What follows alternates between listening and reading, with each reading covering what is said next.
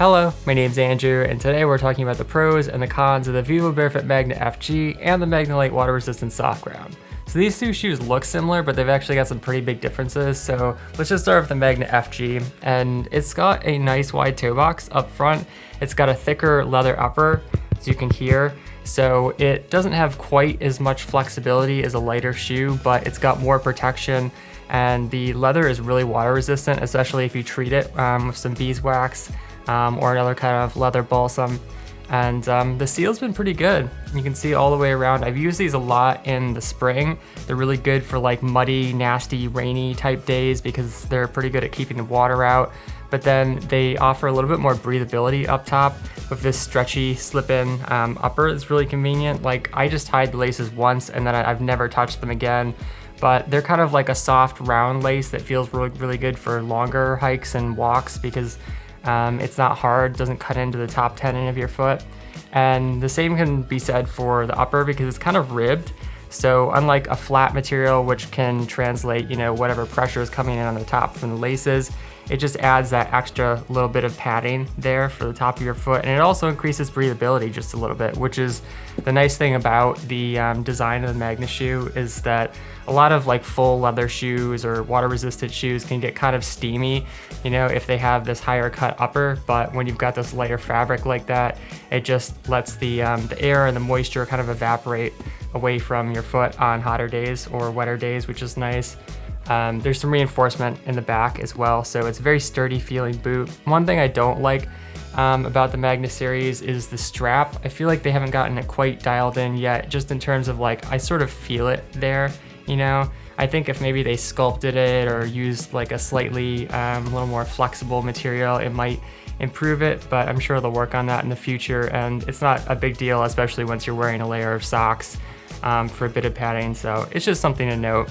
In terms of the lace grommets, they're these nice hardy metal grommets. They hold laces pretty well. Like I've said, I've never adjusted the laces, so they work fine for me. And honestly, like, you get enough kind of like hold for your foot just by slipping in, so I don't even know if the laces are necessary. I think they could honestly just take them off. But if you're on like really slippery or rocky, super steep terrain, it might make sense to have the laces, just to be able to tighten them a bit more.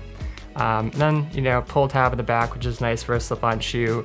In terms of the sole, it is a 5.5 millimeter sole, so it's kind of like middle of the road.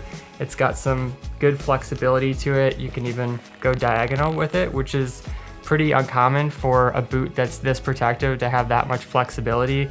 And it feels good because they have the same sole in some of their trail running shoes that are a little bit lower cut, like the Primus Trail FG. So I wouldn't really trail run on this because the higher upper and the leather just makes it a little bit less flexible. It's more of a pure hiking and walking boot, but it does have that lighter feel, so you get a little bit more agility. And in terms of the grip, this is the FG original sole, and I think it's the most versatile sole for hiking because you can use it on firm ground. It's really great for rocks. You've got some denser lugs here, and then especially at the heel, which provides you some good protection. But then there is, enough room between the lugs, especially towards the front, where you get some grip on a little bit more wet terrain. And I wouldn't use them for like super steep, muddy hills because there's just not quite enough depth to the lugs, But for pretty much every other terrain and even walking on roads, these feel really good. So yeah, that's the MAGNA FG. But let's take a look at the soft grounds.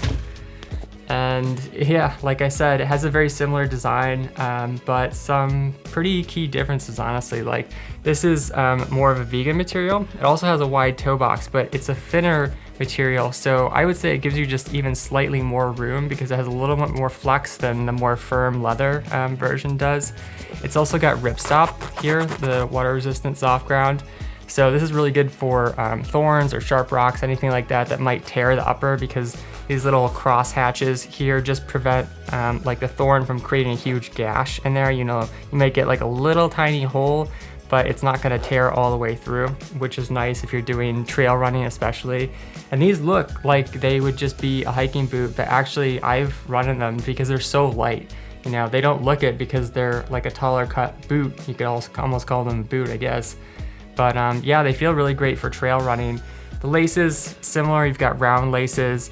They're also fairly soft, but they've got a little bit more structure to them, which is nice for trail running. And then they're woven onto this panel here, which I think is maybe a little bit better for durability, especially when you're flexing a lot, and also prevents you from feeling those grommets, which isn't a big deal when you're hiking, but when you're running, you know, you're really flexing the shoe out and twisting back and forth. I think it helps to have something that's a little bit softer.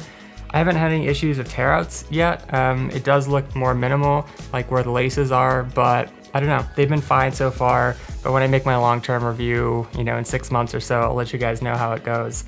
Same Magna upper here. It's pretty much the same thing, just instead of a wool upper, which I think is a little bit more breathable, it's got a synthetic blend.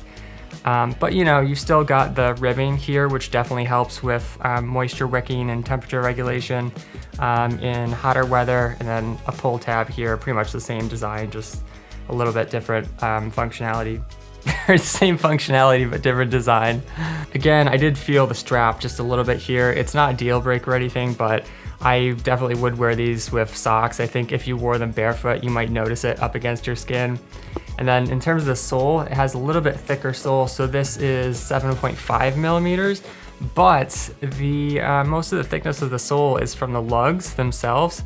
So the midsole, which is usually what you feel in terms of flexibility, is quite thin. It's 2.5 millimeters, so you get a ton of flexibility with the shoe in every direction, which is why it can work really well for trail running, even though it is kind of like a shoe boot design. And you know, a lot of flex up here as well, so it really doesn't limit you that much in terms of running like most higher cut boots would, like the Magna FG kind of does, because it just has a little more structure, you know. But in terms of the sole, this is Vivo Barefoot's soft ground sole, or SG. That's what the initials stand for. FG is firm ground, SG is soft ground. But they've got these really aggressive chevron lugs with a ton of space in between. So when you're going on slippery, steep terrain, this really grips well into the mud, whereas something that's not quite as dense, like the FG tread, or not quite as spaced out, isn't gonna give you that kind of grip on muddy hills. So yeah, really good for trail running. And then the lugs are angled in the back, so when you're going down, this direction is gonna catch like that, and then when you're going up and you're pulling yourself with your forefoot, the front of the shoe is going to catch going uphill. In terms of which sole is better, I think the FG is a little bit more versatile for multiple terrains, and the SG is a little bit more specialized. You can, you know, you could take this on roads and rocks and it feels fine, honestly. It just doesn't have quite as much protection if that's something you're really looking for. And also, like, because there isn't as much surface area on the lugs, they're just gonna wear down a little bit faster on rocks and roads and things like that that have more abrasion. So just something to consider, but definitely the better option for trail running. And if you live in like a really wet, muddy climate, these would be perfect for that. And then one last note, like I said, the leather upper is a little bit thicker, so it has slightly better water resistance. And then the water resistant soft ground upper is a thinner vegan upper, so it's still got some good resistance for wet grass and muddy conditions, but like if you go through a puddle and then you get it wet for, you know, like a whole half an hour run, it will start to get damp just because it's thin. But the plus side to that is that it also dries out faster.